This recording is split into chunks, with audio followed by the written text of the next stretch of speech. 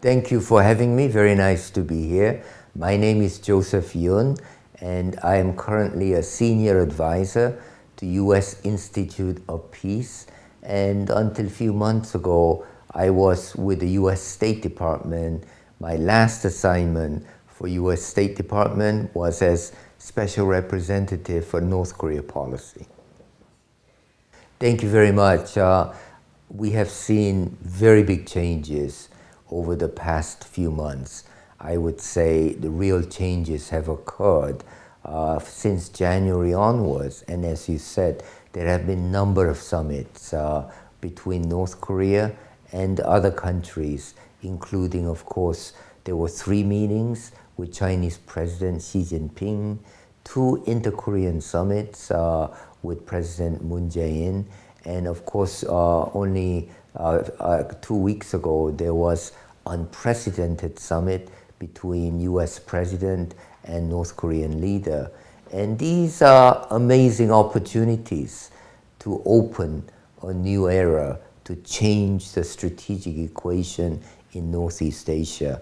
I think it is too early to say exactly what will be accomplished, but so far at least, they have done a lot to reduce tensions. So gone are the times of last year, say 1 year ago, when we were talking about military options. So tensions have reduced as a result. So, and also I think there have been big progress in especially inter-Korean relationship. And we have seen unprecedented openness by North Korean leader. Clearly he wants economic changes. However, whether he is prepared to denuclearize completely, we don't know yet. That remains to be seen. So what I hope coming out of this is a process that gets us to denuclearization eventually. I think there are very big roles for all of them to play.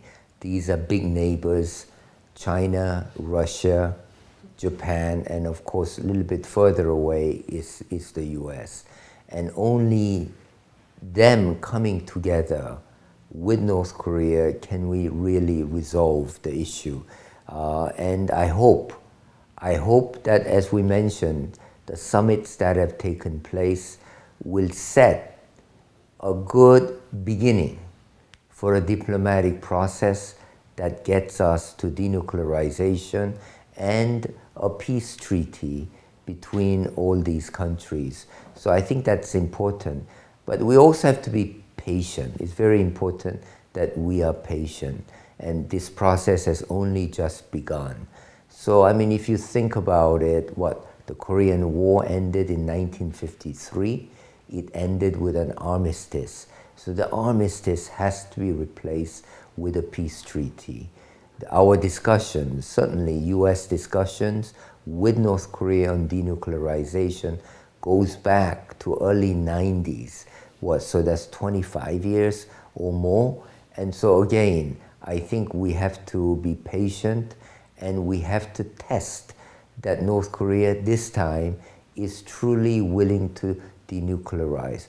We don't know that, but without testing that hypothesis, we will never know. So it's important to press, to have a process that gets us there.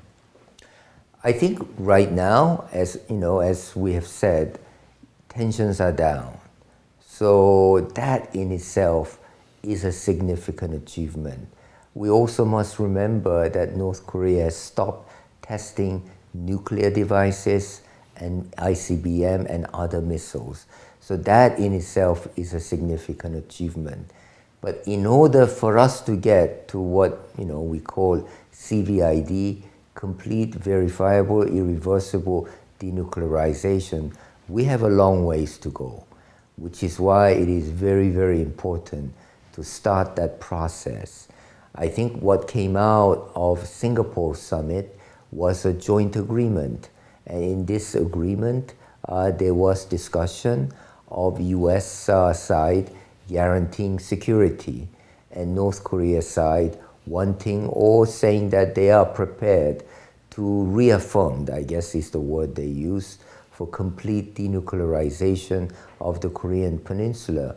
So we need to explore what this joint agreement means by starting a diplomatic process that works from bottom up so we get to a concrete agreement. Well, I think there are many models for multilateral security. Certainly during six-party talks, there was a discussion on peace regime, again, to replace the armistice with a peace treaty. And there are examples from, for example, from Europe, such as OSCE, that's a confidence-building measures that comes to an agreement on concrete goals.